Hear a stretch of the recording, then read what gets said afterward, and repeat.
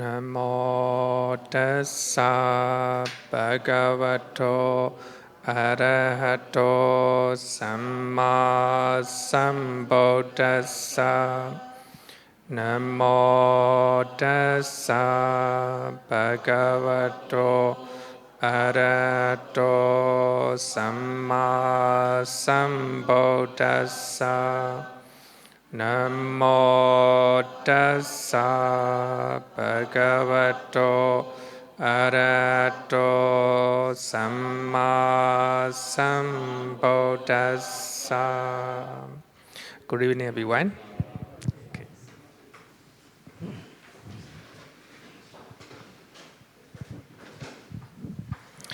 Okay.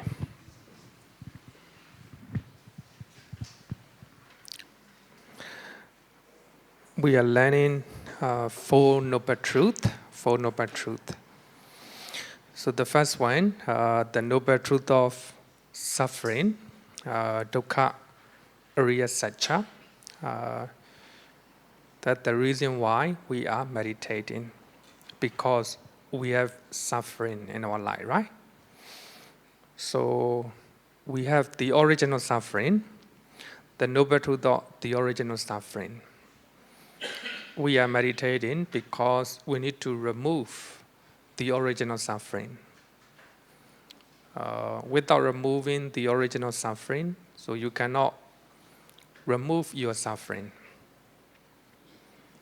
So number 3 is cessation of suffering. So when you can remove the original suffering, so you will realize cessation of suffering, which is nibbana. So the last one is, of course, the way leading to cessation of suffering. So if you want to realize nibbana, or if you want to attain nibbana, if you want to stop your suffering, so you need to practice the Noble Eightfold Path. You need to walk on the way leading to cessation of suffering. So the Four Noble Truths. So actually, all the teachings, all the wholesome teachings of the Buddha can be included in the Noble Eightfold Path. The Noble Eightfold Path. Sorry, Four Noble Truths. Four Noble Truths. So we are talking about the first sermon. So in the first sermon, the Buddha explained what is suffering. Now this bhikkhus is the Noble Truth of suffering. Birth is suffering. Aging is suffering. Illness is suffering, and death is suffering. So when you look at what the Buddha taught, aging, right? So actually people don't want to grow old. Of course, it's suffering. Illness, definitely. So when you are sick, it's really suffering. Death is, of course, really frightening. If you do not remove the original suffering. And union with what is displeasing is suffering. When you are living with the person you don't like, when you are using something that you don't like, when you are staying somewhere you don't like, it's suffering. Separation from what is pleasing is suffering. Of course, when you are separated from someone you like, really suffering. Not to get what one wants is suffering. So if you don't get something you don't like, something you want, or if you don't get someone you want, it's suffering. Very simple, right? Very simple, and also down to earth. Actually, later we will discuss in detail. For the time being, I just want to show what the Buddha taught in the first sermon. Then the last one, in brief, the five aggregate subject to clinging are suffering. This one is the spiritual suffering. Actually, earlier one, you understand, right? Easily. But the last one, this one, not easy to understand. So we'll study later part. In brief, five aggregate subject to clinging or suffering. So in the first sermon, the Buddha talked about what are the suffering, right? So when we analyze, when we summarize all types of suffering, only this line, the five aggregate subject to clinging are suffering. So you can summarize all types of suffering into this. Okay, what to do with our suffering? This noble truth of suffering is to be fully understood. This noble truth of suffering is to be fully understood. So what we have to do regarding with the suffering is to understand. That's all. You cannot do anything. So you have to know what is real suffering. What is suffering indeed. So you have to understand. Understand.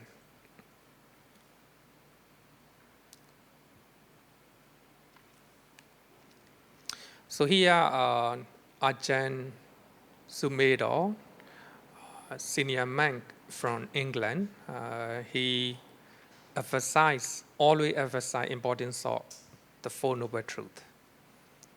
Normally, all of his Dhamma talk focus on Four Noble Truths. I think how many of you have listened to Ajahn Sumedho? 1, 2. Only 2. 3. Ajahn Sumedho is a senior wisdom monk. Senior monk, disciples of Ajahn Chah. And he published, I think, 4 or 5 volumes, very thick one. One of my students gave it to me about 6 years ago. So when I look at his writings, actually this combination of his teaching, Dhamma talk. So everything, talk about Four Noble Truths. How important it is, right? And quite often he came to Singapore and gave a Dhamma talk. So one thing, he talked about what is suffering. So he emphasized the word understand. Understand. When you see a tree a little bit far, so you may not clearly know what type of tree. Is it with the fruit or with the flower, like that? But when you are standing under that tree, under that tree, then you clearly know its leaf, fruit, flower, etc., right? Understand. So you can divide understand into 2 words. Understand. So if you are standing under the tree, you know, the type of tree and the leaf of the tree, like that. Similarly, you have to know all type of suffering. That's important. So thing that we can do regarding with suffering, dukkha, is to understand. So we need to understand what is birth. We need to understand what is old age. And we need to understand what is death, right? So what we can do is to understand what is suffering and what is five aggregate, subject to clinging, etc., right? So we need to understand. The Buddha said, thus, bhikkhus, in regard to things I have performed, there arose in me vision, knowledge, wisdom, truth knowledge, and light. Or talk about enlightenment. So you need to understand what is dukkha, right? What is dukkha? Here, I think some of you may not like to use the word suffering. So suffering is translation of dukkha. Of course, there are some discussion among the scholars. Some scholars, they don't want to use the word suffering. They just want to stick to the original word, dukkha. Of course, suffering, okay? Question? Yeah, the five aggregate, what are the five aggregate? Or later we will learn. Huh? Later we will learn, you know? Oh. We will learn, yes. So, some scholars do not want to use the word suffering because they think that it is pessimistic. You know? It doesn't cover the meaning of the word dukkha. The word dukkha. So they want to use the word unsatisfactoriness. Unsatisfactoriness. It is also a beautiful term. But when we read the suttas, when we read the Pali Canon, it's clear that dukkha simply means suffering, you know? Suffering. So therefore, I want to state English translation of suffering. Okay. So this is a definition of suffering in the first sermon. So don't worry, we will study in details. Second one is the original suffering, dukkha samudaya. The Buddha said that now this bhikkhus is the noble truth of the original suffering. It is this craving, tanha, which lead to renewed existence, accompanied by delight and lust, seeking delight here and there. So that is craving for sensual pleasures. Number one. Number two, craving for existence. Number three, craving for extermination. In other words, we also use the word craving for non-existence. So we will study in detail because this is a very important word to know because this the origin of suffering, right? So we need to know the origin of suffering. Later we will learn in details. Later means next year. This one is next year, not this year. You know? This noble truth of the original suffering is to be abandoned. So regarding with the second noble truth, what we have to do is to abandon. So we need to abandon, we need to remove the original suffering. You cannot remove suffering, dukkha. Right? You cannot remove your old age. Can you? No. We will grow old, you know. Can you remove dying or death? No, cannot, right? Cannot. Definitely we will encounter, we'll face it. So what we have to do is, regarding with the suffering, to understand suffering. So what we have to remove or abandon is second noble truth, right? Craving. Three types of craving. So therefore, this noble truth of the original suffering is to be abandoned. Bahadapan. That's very important. So regarding with suffering, to understand, right? Second one, to abandon. And cessation of suffering, dukkha nidora. Now these bhikkhus, the noble truth of cessation of suffering. It is the remainder fading away, cessation of that same craving. That same craving. Three types of craving, right? So if you can stop three types of craving, that will be cessation of suffering. The giving up, three types of craving, and relinquishing of it, and freedom from it, and non-reliance on it. On it means craving. So if you want to stop your suffering, you have to give back three types of craving. And you have to try to seize it, right? Stop it. So what to do with cessation of suffering? This noble truth of cessation of suffering is to be realized. To be realized. So you have to realize it. You have to realize it. Saccvibhaṅga. Saccvibhaṅga means to see by yourself. To see the bliss of Nibbana, to realize or to experience the bliss of Nibbana by yourself. Saccvibhaṅga. Actually, here, the word Nibbana is used as a dukkha nidodha, cessation of suffering. Cessation of suffering. Dukkha nidodha is another synonym of the word Nibbana. Nibbana.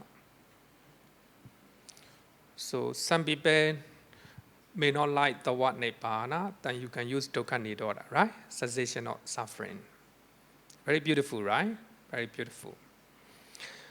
So when you can stop your suffering, so that will be Nibbana, right? Nibbana. As long as you do not attain Nibbana, you will still suffer. You will still suffer. So we'll study in detail regarding with the Nibbana in next year. And the way leading to cessation of suffering, dukkha nidodha gamini patipada. So this one is from the first sermon. Yeah? So I already sent out. Dhammacakka Bodhana Sutta. Now this bhikkhus is the noble truth of the way leading to cessation of suffering. It is this noble, the noble eightfold path.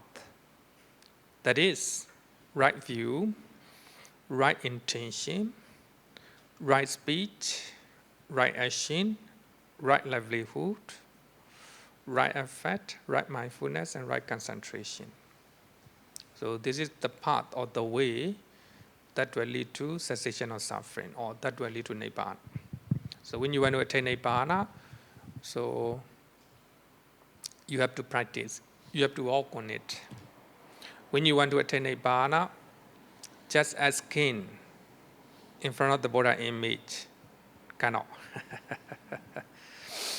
The Buddha said that, Domehi kecha atapan, you have to do yourself.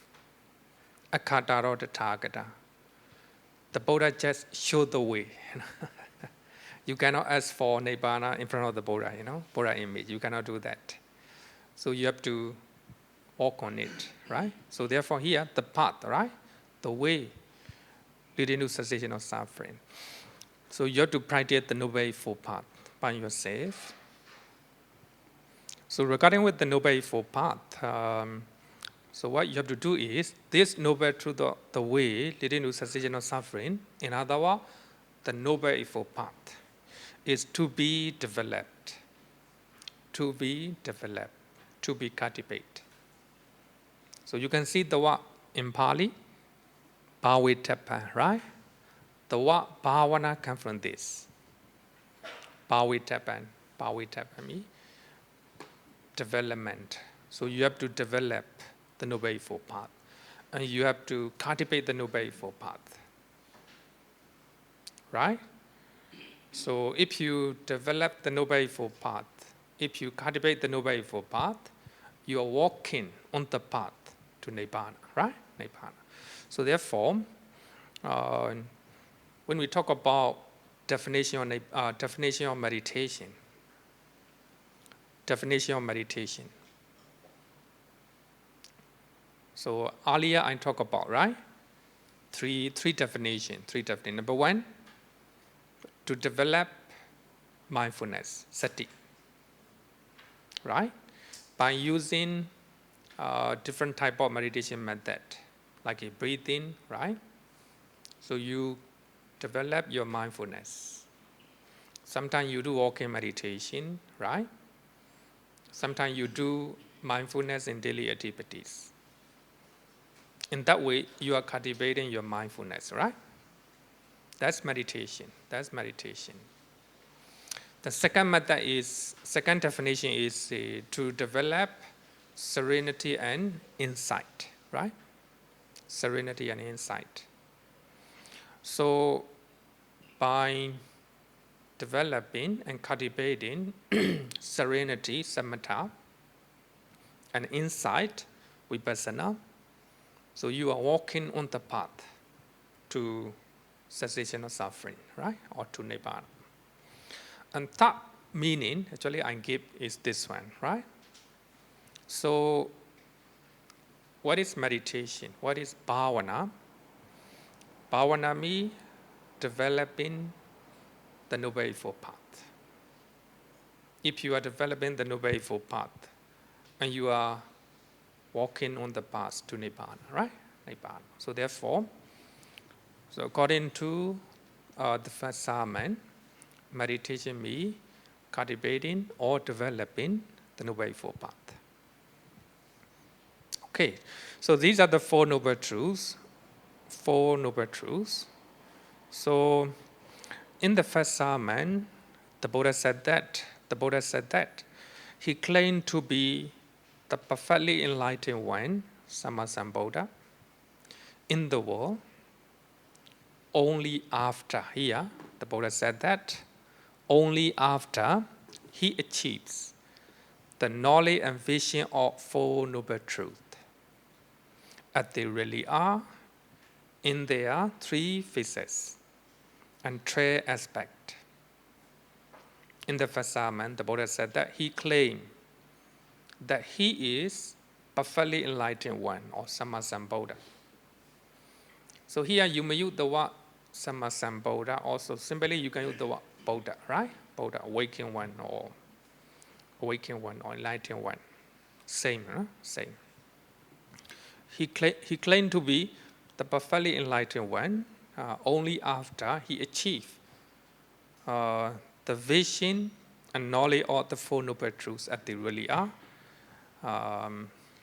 in their three phases, tiparivaṭṭa, and three aspects, Ariya-saccā. Later I will talk about this.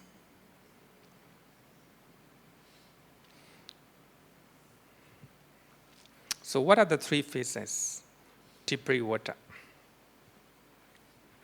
Earlier we learned, right? This is the noble truth of suffering. So if you have, the Buddha had the knowledge of each noble truth. This is the noble truth of suffering, right? Earlier we talked about this. And the Buddha knew that this is the noble truth of the original suffering.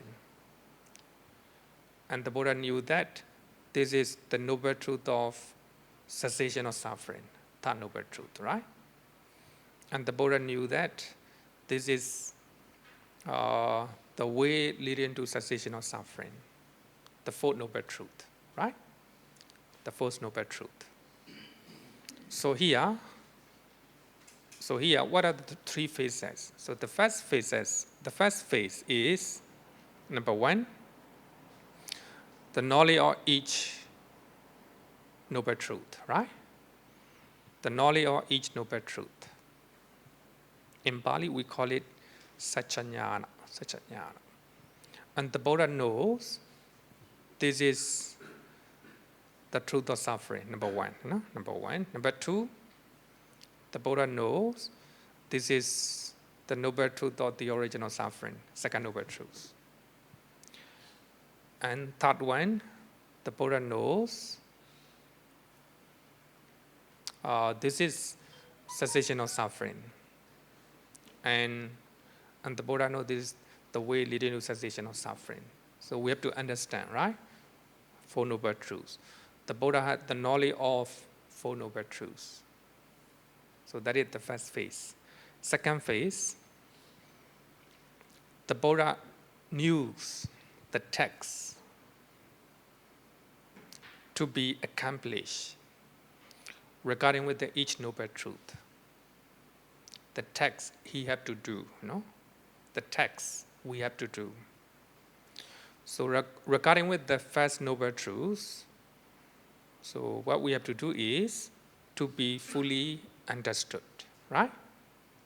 Regarding with the first suffering, so what we have to do is to understand suffering. So that is the text. The text we have to do, right? In Pali we call it kecha. Kecha jnana. How about second Noble Truth? We have to abandon, right? We have to abandon. That is the text we have to do. Task we have to do. How about third Noble Truth? What we have to do? To realize. To realize. How about the fourth Noble Truth? To develop, right? To develop. To be developed. So that means the task we have to do regarding with the first one, to understand. Second one, to abandon. Third one, to realize. And the fourth one, to develop, right?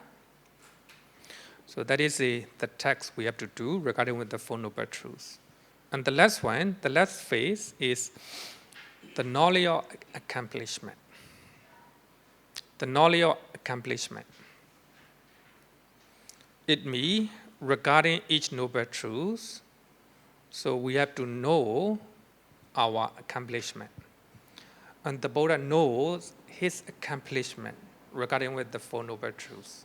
So the first one, this Noble Truth of suffering has been fully understood. The Buddha knew that, the Buddha knew by himself that this Noble Truth of suffering has been fully understood. The Buddha has fully understand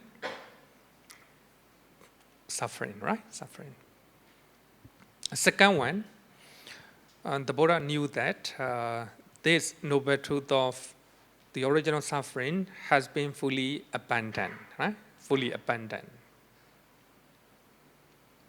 And the Buddha knew that this Noble Truth of cessation of suffering has been fully realized. Nibbana, right? Nibbana. Then the Buddha knew that this Noble Truth of the way leading to cessation of suffering has been fully developed, right? Developed. So each one, each phase has a four, right? Four Noble Truths. So therefore, three phases meet. The first one, you have to know Four Noble Truths, right? Knowledge. Second one is you have to know that what you have to do, task. And third phase is the knowledge of accomplishment. The knowledge of accomplishment. So therefore, some people ask, if somebody becomes Sotapanna, do they know themselves? Yes, they know themselves, because here, accomplishment, right? Somebody becomes an Arahant, they know themselves.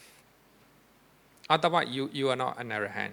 If you are asking somebody, if you do not know yourself, you are not an Arahant, You know yourself, right? You know yourself. Here, accomplishment. When you become an Arahant, you know this Noble Truth of suffering has been fully understood. Then each phase has Four Noble Truths. So therefore, it became 12 aspects. three aspects. Ariya-saccā. Three aspects are obtained by applying three phases to the Four Noble Truths. Each phase has Four Noble Truths. In that way, it became three aspects.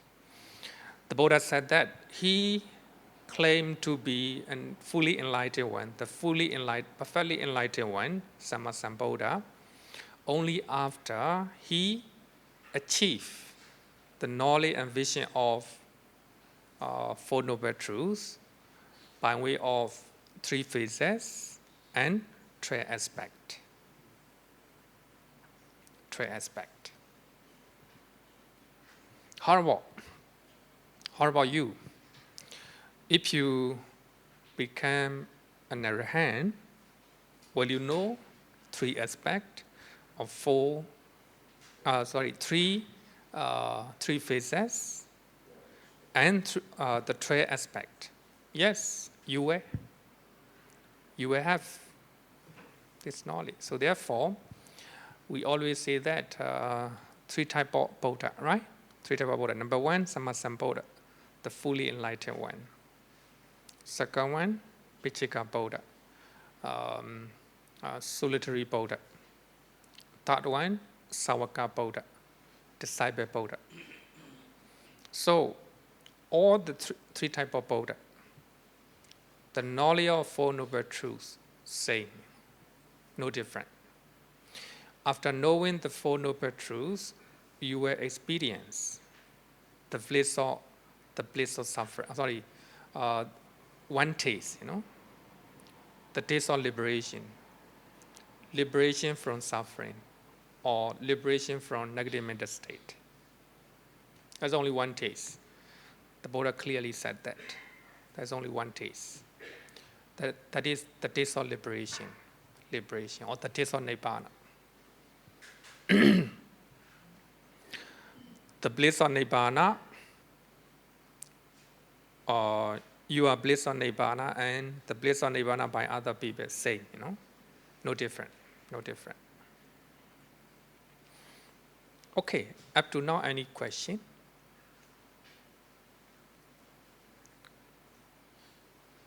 No question, okay. Then after learning the Four Noble Truths, why the first discourse was being spoken by the Buddha, there arose in the Venerable Cornelius. Actually, the most senior monk among the group of five monks. The death-free, stainless vision of the Dhamma. So actually, there arose in the Venerable Cornelius the death-free, stainless vision of the Dhamma.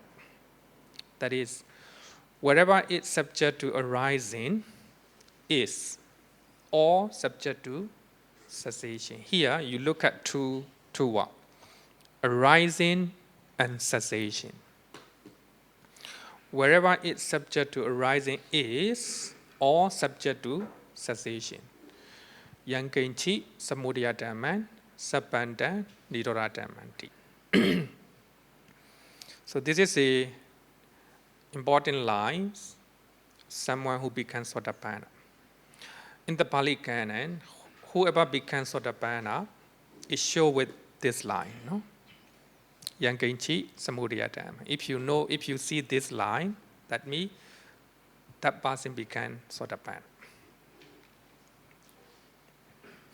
Whatever is subject to arising, your body, you were born in this life, right? It's subject to arising. One day you will die. Cessation. Then you get a baby, arising. So they will die or you will die, right? So they will die one way or another. Cessation. So anything, especially when you talk about five aggregate, your mind, your body, subject to arising. Because of that, it has the nature of cessation. It is the knowledge about impermanence and nature. So if you have this knowledge or this understanding, in other words, we can call it enlightenment or insight, whatever you call it, wisdom. If you have this wisdom, you become Sotapanna. Not in theory, it's not a theory, in theory. So you have to examine your mind and body. Then the moment you know your body, your mind, subject to arising, because of that, subject to cessation.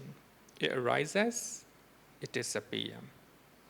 So when you have insight knowledge, vipassana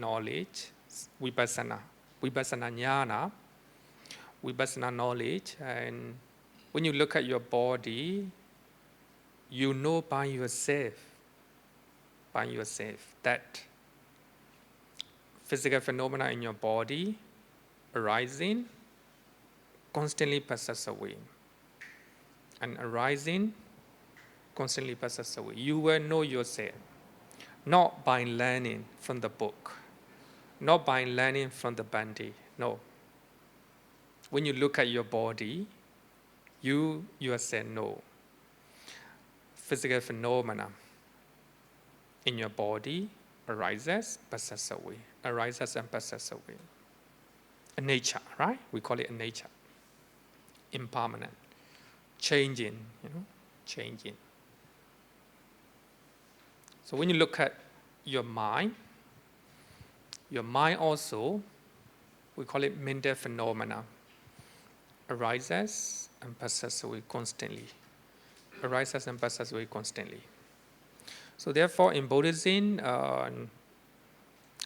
even the current science, they prove that physical phenomena in your body are changing all the time. You may know, right? Our blood are changing. Our cells are changing. So all cells, all blood disappear, and new one will replace, like that. Science, they prove the impermanent nature of the body, but they cannot prove the impermanent nature of the mind. So the Buddha said that don't look at outside, look at your body and mind. You will know the nature of arising and the nature of cessation. That is vipassana, vipassana, a nature. So mental and physical phenomena in your body, in your mind, they are changing all the time, they are impermanent. So therefore, subject to suffering, they are suffering. So there is no permanent entity that exists forever. No. There's nothing that exists permanently or forever. No. Everything in your body, outside of your body, changing all the time. So the knowledge of that changing nature or impermanent nature, we call it vipassana. So we call it three characteristics of the world. In Pali, tilakkhana, nature, dukkha, anatta. So you may learn anicca, dukkha, anatta from the book, from the Dhamma talk. It's not a real one. It's in theory, in theory. But anyway, if you know in theory, it will help you a lot. It will help you a lot. You can accept change in your life. You can accept change in your family, right? So therefore, even the knowledge in theory, very helpful in your life. But if you know through vipassana knowledge, then it will help you. You can imagine that everybody is afraid to die, right? Afraid to die. You afraid to die. But the Arahant, not afraid to die, because he know, the impermanent nature of this body and this mind, and he already accept it. Somebody who accept the reality can face the death, even the death, right? Let alone old age, old age or sickness. So therefore, and the Buddha and Arahant, they may have physical pain, but they don't have mental pain, because of this knowledge. Okay, so this is the knowledge of the vision of Venerable Cornelia. So that means he became Sotapanna. Regarding with this one, Wabolarahula, in his book, What the Buddha Taught, he explained this way: a being or a thing or a system, if it has within itself the nature of arising,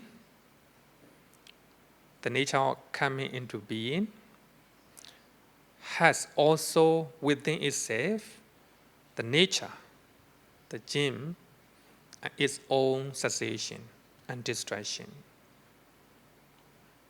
Right? A being, sentient being, or a thing or a system. It has the nature of arising, so therefore it has the nature of cessation. When the system change, when something in your life change, you have to know its nature, right? Arising and cessation nature. When you have this knowledge, then we call it the I know the Dhamma. You understand the Dhamma. You understand the real nature of a sentient being, a thing or a system. Then you can reduce the amount of suffering in your life.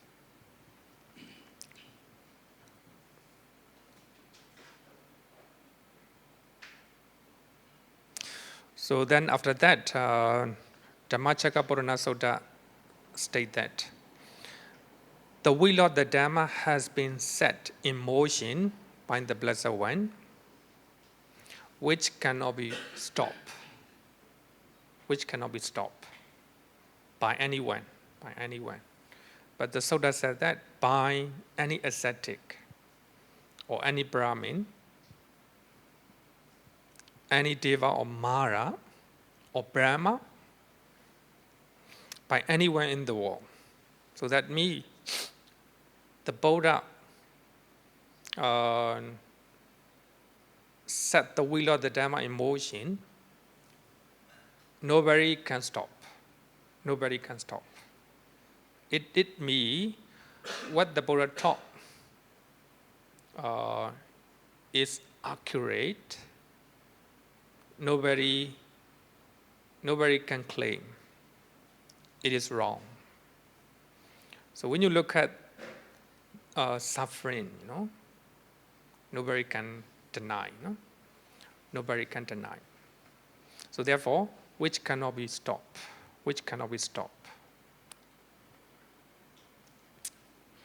So therefore, when you look at Mahasiyanara Sutta, Majjhima Nikāya, Sutta number 12, para number 26.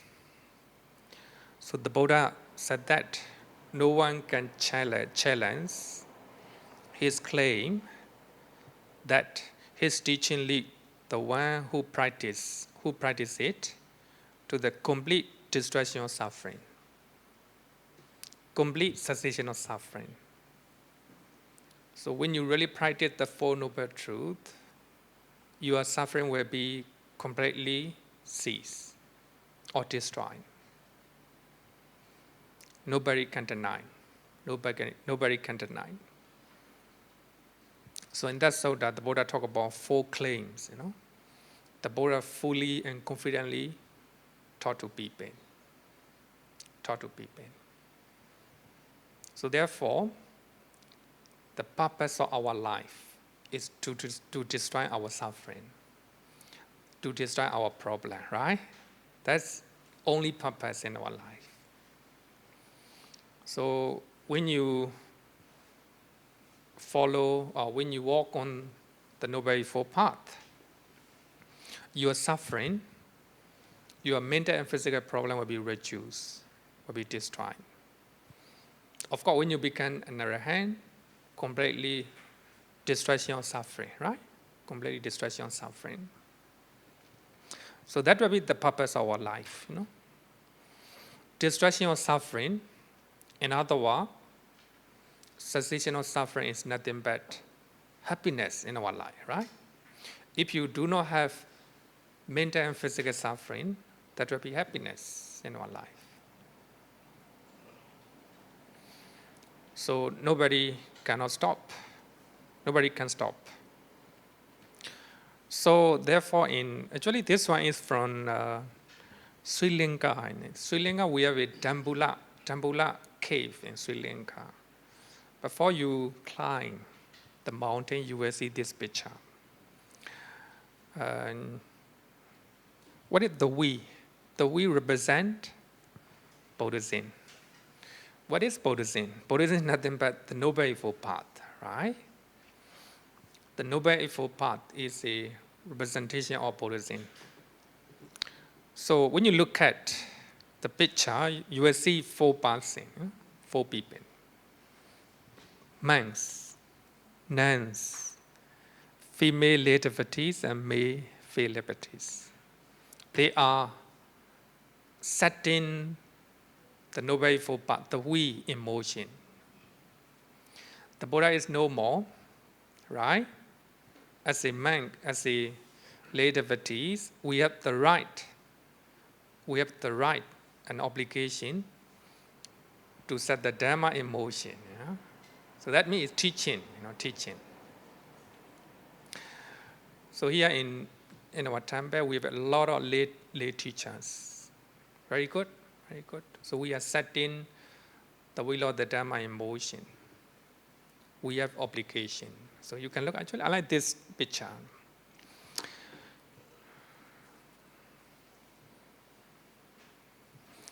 Okay, any question? Okay, yes, question.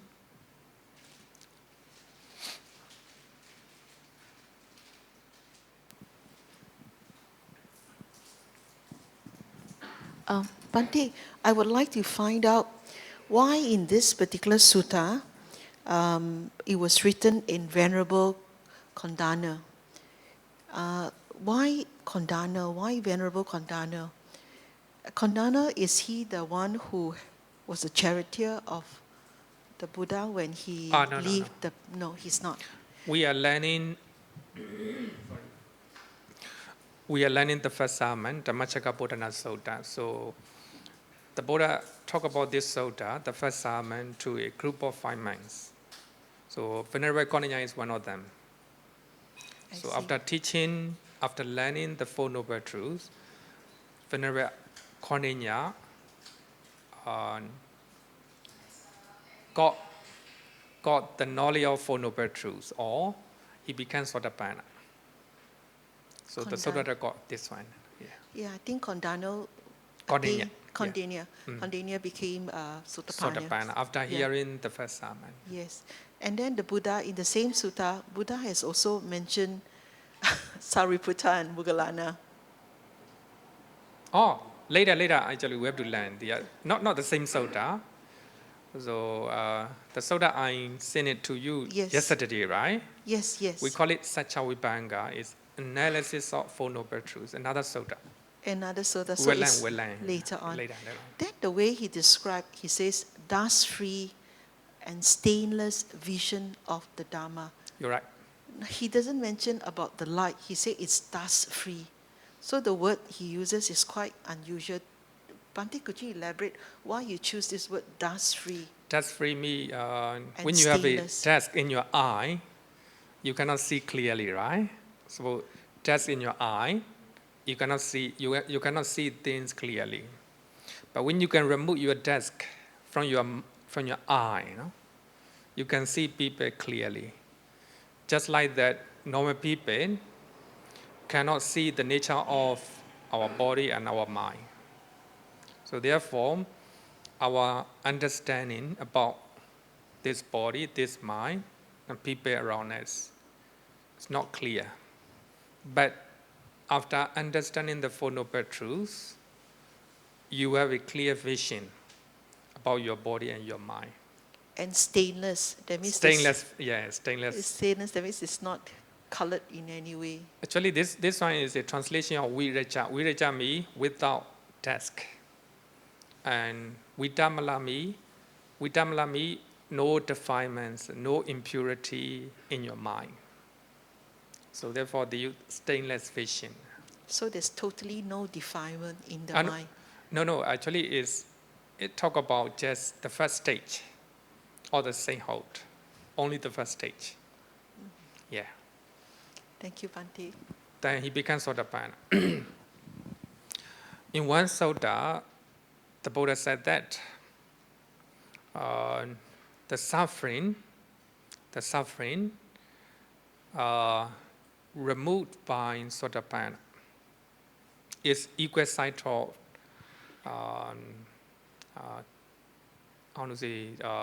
the mountain, Sineru mountain, Mount Meru. You know the Mount Meru, the greatest mountain, the biggest mountain in the world, according to Buddhist cosmology. The biggest mountain. When somebody becomes Sotapanna, and he removed the amount of the sight of suffering equal to the sight of King Mount Meru. And the suffering, remaining suffering by Sotapanna is the sight of, small rock, small tiny rock. Can I say rock or? Sorry? Small rock. Actually, later I will quote this sutta, when I talk about Sotapanna. What I mean is, when somebody becomes Sotapanna, he removes, most of the suffering in his life. Remaining suffering is just a little bit. You can compare the biggest mountain in the world and small rock on your hand, small rock on your hand. Can you compare? No, you cannot compare, right? Small rock on your hand and the biggest mountain in the world, according to Buddhist cosmology. So the Buddha said that when somebody becomes Sotapanna, he removes the sight of, he removes suffering, which is the sight of the biggest mountain in the world. The remaining suffering is only small sight of a small rock on your hand, So that means, so therefore the Buddha used the word Viraja Vitamala, stainless vision, and that's free. Normal people, as a Buddhojana, your vision is not clear. You do not see clearly about your mind and body because you have a desk in your mind, or defilements in your mind. Because of that, so when you see people, you stay attached to them, right? When you enjoy your life, a lot of attachment, a lot of anger, because you don't have a clear vision of your life and your mind and body. Okay, still have a question? No.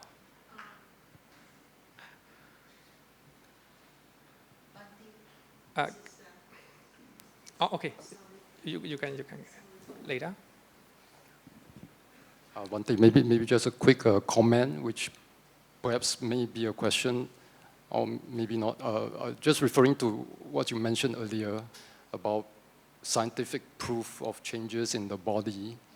For example, at the cell level, we know cells divide, and not much scientific information about the mind. I just want to comment that I think while the science of scientific study of the mind is not as advanced as for the body, but I think there is some initial understanding. For example, the cognition, our processing of information in the brain has to do with synapses, which are the interconnection of the neural network in our brain. And this synapse network changes as we learn new things and as we get older. So I think that is perhaps some initial indication that our mind does change. It's impermanent as well. Is indication of impermanent nature of the mind. Impermanent nature of the mind, the neural network, but it's just an initial understanding. And then the second point I'd like to point to is perhaps there are some diseases like dementia and Parkinson's. I think today it is recognized these have a lot to do with changes in the brain, perhaps some damage. So dementia is when people get old, there are loss of memory. They cannot recognize their relatives. They cannot do things. Daily activities like even eating can be a big problem. So this have to do with changes in the mind. So I think this also indicates impermanent nature of the mind as well. Okay, so, good. Thank you. Thank you. Therefore, Dalai Lama said that regarding with the physics, Western science is very developing. But regarding with the psychology, Western psychology is just a toddler, a small baby. Buddhist psychology is advanced, because we know about the nature of the mind much more better than Western science. Okay, question. Bhante. It's not my statement, Dalai Lama. Dalai Lama said that. Okay. You see, when a person is really suffering in grief, deep losses, they lost somebody they loved, or when they couldn't have something that they really wanted very badly, and you tell them, okay, whatever you comes, and it's. I also have read some psychology books where also that's their advice that when it comes, something will come and something will go. It will come and it will go. But when the person is suffering in grief, they say they lost a loved one, and you tell them, the feeling will come, the loss, you feel sad, and then you will go. It can't help. You can't help them to get better. You can't help them. You make cannot. Yeah, because how in your midst of your grief, you tell them, don't worry, you will come and then you will go. So then it's how do we help these people in the midst of their loss or their grief to feel better, to really take the wisdom of the Dhamma and really integrate it into their life. You're right. It's not easy to console those people. So therefore, the Buddha used different method. Vinaya in Pali. People have a different disposition and different maturity of the mind, right? So therefore, the Buddha never used only one method. No. So we have to use different method to console those people, right? To console those people. We cannot use the same method, cannot.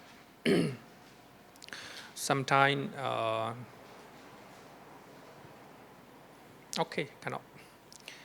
Okay, any question? Okay, no question. Then, so here, the first stream interrupt, Venerable Coroninya became Sotapan. The Buddha attained enlightenment at the age of 35 under the Bodhi tree, right? And he experienced the bliss of Nibbana and the bliss of liberation for 47 days. And the Buddha go to Isipatana, Varanasi, Banaras, to teach the Four Noble Truths, what he have realized, to a group of 5 monks. Then, as I earlier said that, it took 5 days. It took 5 days to explain Four Noble Truths, not at one sitting. Now, this is the first day. After spending 1 day, 1 day, the whole day, Venerable Konanya became Sotapanna. And the Buddha continued to teach Four Noble Truths from different dimension or different perspective.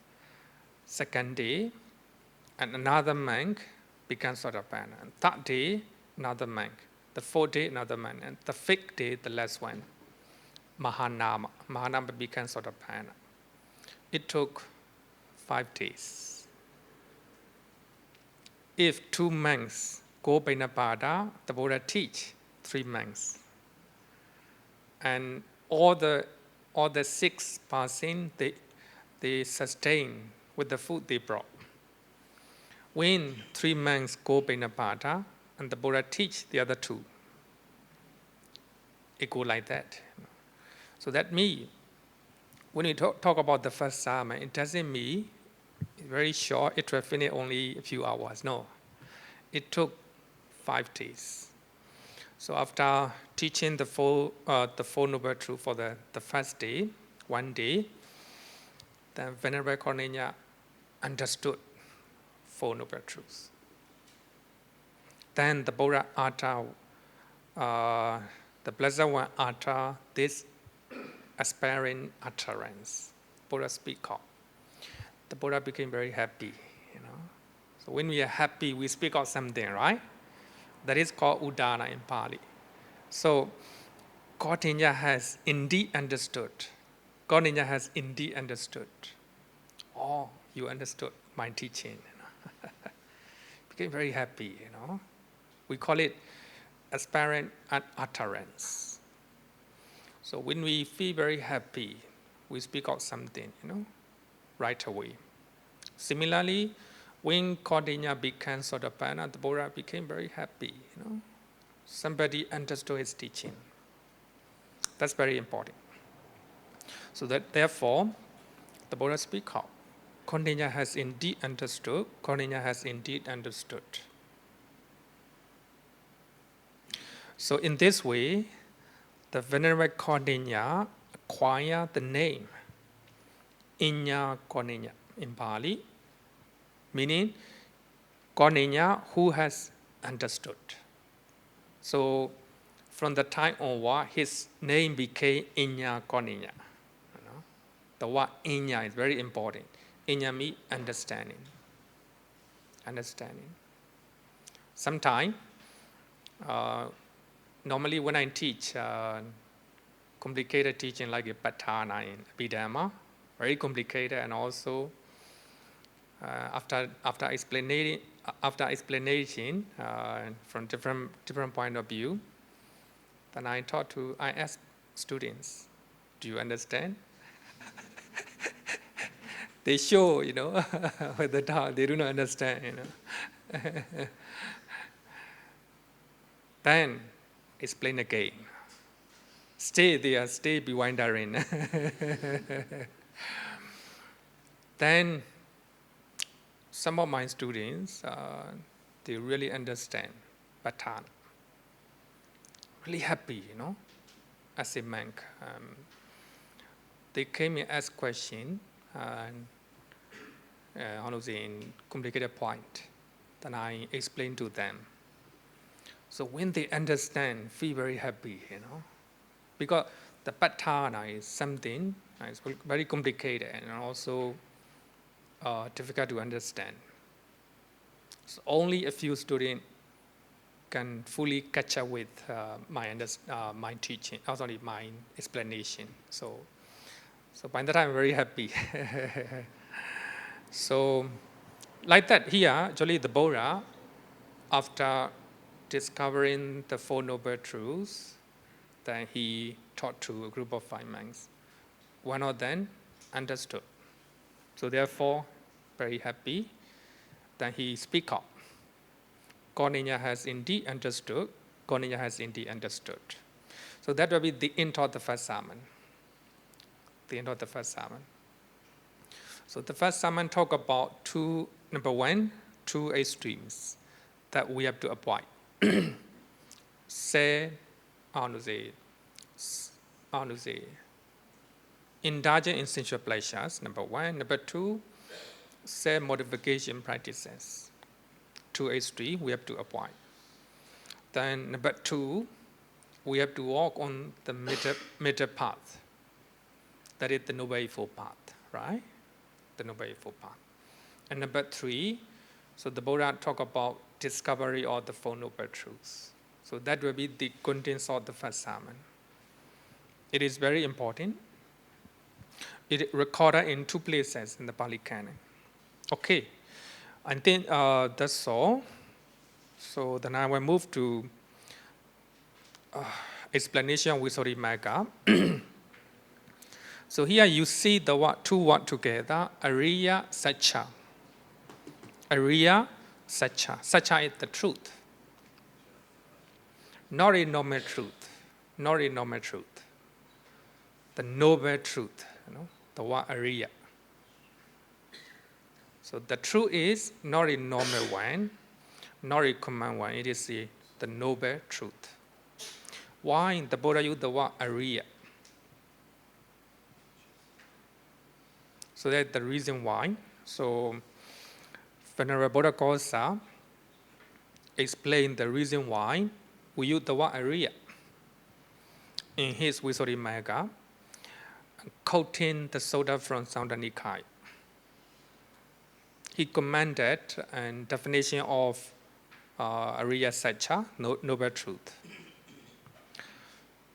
Four noble truths are called the noble truth, Ariya-saccā, because number one, the noble ones, that means the Buddhas, all the Buddhas appear in the world. The noble ones, the Buddhas, penetrate them or understand them. So therefore, we call it the noble truth. Number two, they are called the noble truths because they are the truth of the noble one. The noble one here is the Buddha. The Buddha discovered this truth, so therefore, this truth belongs to the Buddha. The truth of the noble one. So this definition is according to Loka Sutta from Sutta Nikaya, chapter 56, Sutta number 28, Loka Sutta. So in that Sutta, the Buddha said that the Tathagata is the noble one. The Tathagata means the Buddha. The Buddha is the noble one. Therefore, they are called noble truths. So that means the truth of the Tathagata, or the truth of the Buddha. The number three, they are called noble truths because one becomes a noble person, Ariya. One becomes Ariya, or a noble person, by penetrating the Four Noble Truths. If you penetrate or understand, if you know the Four Noble Truths, you become Ariya. So therefore we call it Four Ariya, right? Four Ariya. Ariya-pokkala. 8 Ariya-pokkala, right? Chattari Ariya-pokkalani. And then the 9 quality of the Sangha, right? Sangha. One become a noble person by penetrating the Four Noble Truths. So therefore, we call it the noble truth. Noble truth. So, quoting statement of the Buddha from Sammasambuddha Sutta. Sammasambuddha Sutta. And another one is they are called noble truth, Ariya-saccā, because they are the truth that are noble. They are the truth that are noble. Then Visuddhimagga explained, to be noble is to be not unreal. Not unreal. To be noble is not to be not unreal. Really truth, really truth. Then this definition is stated by quoting the Sutta from Sutta Nikaya, chapter 56, Sutta number 27. So in that Sutta, the Buddha said that, Bhikkhus, these Four Noble Truths are real. These four noble truths are not unreal. So too negative. Too negative means real. Not otherwise. So therefore, they are called noble truths. When the Buddha say these are suffering, they are real, not unreal, not otherwise. So therefore, we call it the noble truth. Noble truth. Okay, so these are the Visuddhimagga mentioned four definitions, quoting the Sutta from Sutta Nikaya. So actually, another one is exposition of the truth, or analysis of the truth. We call it Saccvibhaṅga Sutta, Majjhima Nikaya, Sutta number 141. Yesterday, I sent in the group. Saccvibhaṅga Sutta trying to analyze Four Noble Truths in details. So in this Sutta, the Buddha is talking to a large group of the monks that he explained. He delivered the first sermon in the deer park in Isipatana, Banaras. And also, the Buddha taught to a group of 5 monks, Sariputta is like a mother. Moggallana is like a nurse. Sariputta trains others for the fruit of stream entry. So that means, Venerable Sariputta trains people to become Sotapanna. And Moggallana train other people for the Subriko. Subriko means to become an arahant, higher goal, to become an arahant. So, Sariputta is like a mother, right? Mother give birth, a child, very helpful. Then you hire a nurse, So Sariputta trying to teach people to become Sotapanna. Then he hand over to Venerable Moggallana. Moggallana trained them to go higher, to attain further development. Subriko here me, arrangeship. So when you look at this Sutta, we understand, right, the nature of Venerable Sariputta and Venerable Moggallana. And as I earlier said, that becoming Sotapanna is the most, of course. If you become Sotapanna, your suffering left only a little bit. Like the size of small rock on your hand. But suffering that you already have removed is the size of the biggest mountain in the world, very big, your life will become lighter. You remove heaviest burdens in the world. So therefore, here, Venerable Sariputta, he trained, other people to become Sotapanna. And he hand over to Venerable Moggallana. And Venerable Moggallana trained those people to get higher attainment. And the Buddha also talk about Venerable Sariputta again. Sariputta Bhikkhus is able to announce Four Noble Truths, able to teach Four Noble Truths, able to describe Four Noble Truths, able to establish, reveal, expound, exhibit the Four Noble Truths. Not easy to explain the Four Noble Truths, you know. Of course, in theory, of course, maybe easy, but to become Sotapanna, not easy.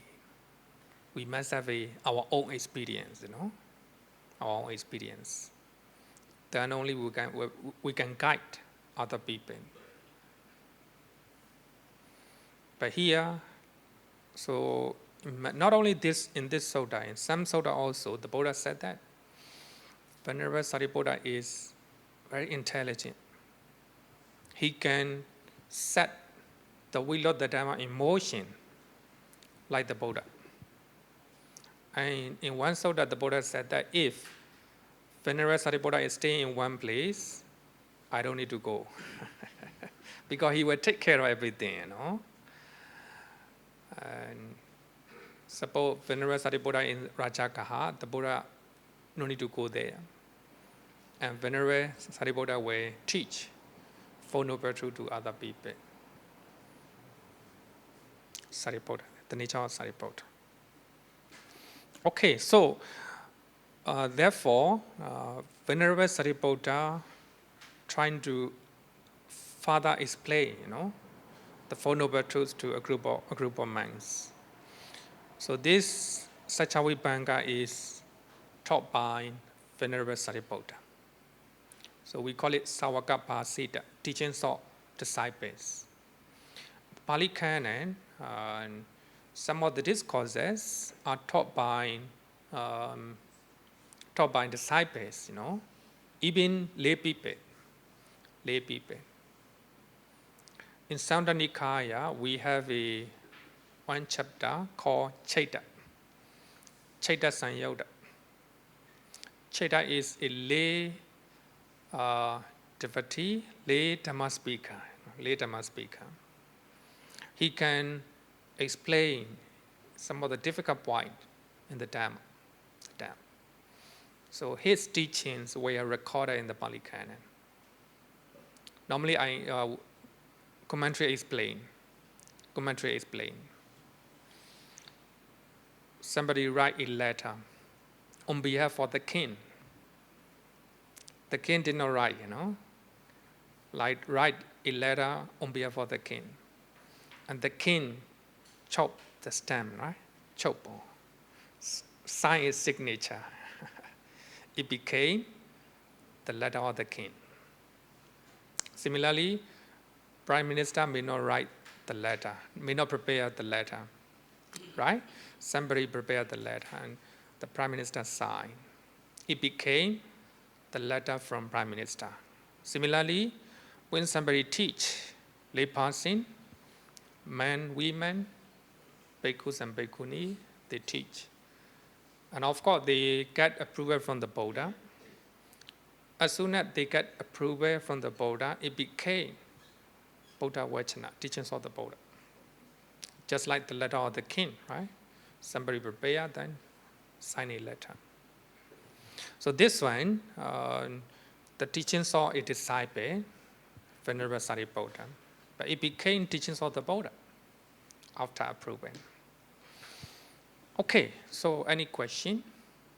Question over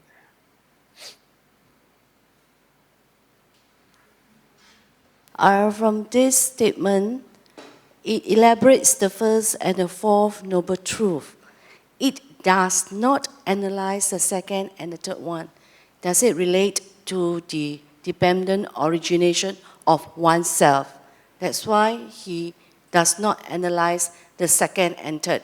Everyone is different. But in this sutta, just talk about in this sutta does not analyze second and third noble truth. It analyzes only the first and the Four Noble Truths. So of course, other sutta will analyze the Four Noble Truths, second and the Third Noble Truths. Of course, dependent origination will analyze Second Noble Truth. So we have to learn next year. Dependent origination is cessation of the original suffering as well as cessation of suffering. So next year we'll learn. This sutta just explain the first and the Four Noble Truth. And also, Mahasatipatthana Sutta also elaborate the first and the Four Noble Truths. It does not explain second and Third Noble Truths similarly. Okay, question? Okay, the last question.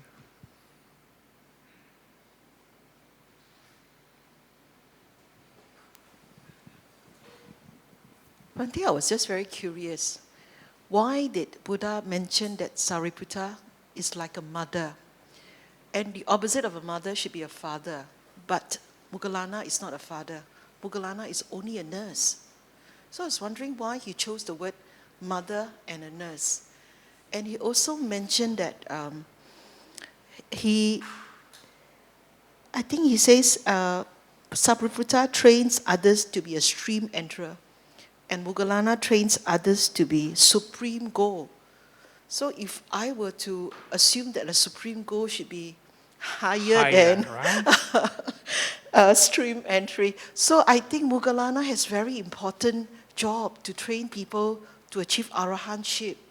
And he also mentioned, it seems that the way the Buddha mentioned in the sutta is just that Sariputta doesn't not only have that knowledge, he's able to teach. So that's why he says Sariputta is able to announce, to teach, to describe, establish, review, expound. He didn't say that of Moggallana. So therefore, it reveals that Moggallana is not good at talking. And I also believe that when he said Sariputta is a mother, I think Sariputta is very compassionate in comparison to a nurse. Am I right, Bhante? I mean, I'm just analyzing from the words. I'm just analyzing, yeah. Okay. Confucius said that the first step is very important for every journey, you know. Becoming Sotapanna is the first step. So therefore, the Buddha give example of the mother, right? Without mother, you cannot give birth. You cannot become a baby, right? So therefore, becoming Sotapanna is like giving birth, a baby, right? If there's no baby, the nurse cannot take care of. You know? So therefore, giving birth is a very important event in our life, right? Very important moment in our life. So therefore, I explain the simile of the Buddha. You know? When somebody becomes Sotapanna, he removes most of the suffering in life. Suffering left just a little bit. So therefore, Venerable Sariputta is very intelligent, and also he can teach Four Noble Truths from different perspectives, different dimension. Venerable Moggallana cannot do that. So therefore, he trained people to become Sotapanna. He hand over to Venerable Moggallana. No? So therefore, Venerable Sariputta is more important than Venerable Moggallana. Right? So therefore,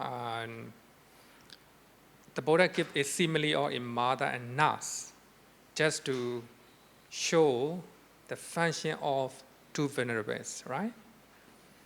So training somebody to become Sotapanna is like giving birth a baby. It is the first step, right? The first step. Then the mother can hand over to the nurse. The nurse will take care of a baby. The nurse cannot take birth a baby, right? Therefore, training people to become Sotapanna is much more difficult. Just like the first step for a journey. Without taking the first step, you cannot go any journey, Okay. Question? Okay, the last question. One last question, Bhante. Okay. I just want to check with you. Venerable Moggallana, Venerable Sariputta, which one of them has a psychic power? Venerable Moggallana. One of them has a psychic power, correct? Yeah, Venerable Moggallana. Venerable? Both. Actually, both. Oh, okay. Both has a psychic power. Oh, both have the psychic power. But Venerable Moggallana has more powerful. Exactly, that was why I was thinking that because of it, does it mean that he's able to penetrate the Dhamma deeper? That is why he is given this task of helping people to reach a supreme goal. No, not like that. Oh, not like that. Okay, you have answered my question.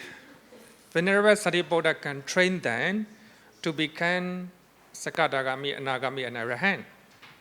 He can train, but training new karma is more important. Here, I think I will give you a simple example. In the Pali College, we have a diploma, right?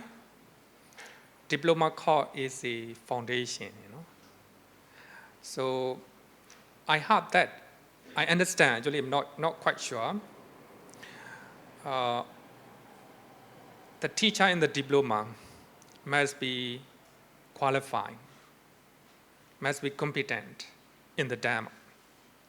Then only they can teach newcomers, The newcomer, they understand the Dhamma and they taste the taste of the Dhamma. Then only they will go to BA, MA, and doctorate degree, right? If the teachers in the diploma course are not qualified, they cannot go to the next step. So therefore, I heard that. I'm not quite sure, actually. The teacher in the diploma must be very important, right? I think even now in the teacher in the kindergarten, right? How to say, they put qualified teachers, and because they must know, the minor, how to say, the young children. Similarly, Venerable Sariputta, of course, is very intelligent. He can teach Four Noble Truths like a Buddha. But he can train to attain a supreme goal until somebody becomes an Arahant. But training newcomer is more important. So therefore, he hand over people who become Sotapanna to Venerable Moggallana. But of course, it's according to the suttas, but the commentary mentioned differently. Commentary mentioned that normally Venerable Sariputta train people to become Sotapanna. He will hand over to somebody else. And in the case of Venerable Moggallana, he trained people to become Sotapanna and continue to train them to become Sakadagami, Anagami, and Arahant. According to the commentary. But my understanding is very clear in the Pali Canon. Somebody become Venerable Sariputta trained to become Sotapanna, hand over to Venerable Moggallana. So that's the... Thank you, Bhante. Okay, I think that's all. We'll continue next week.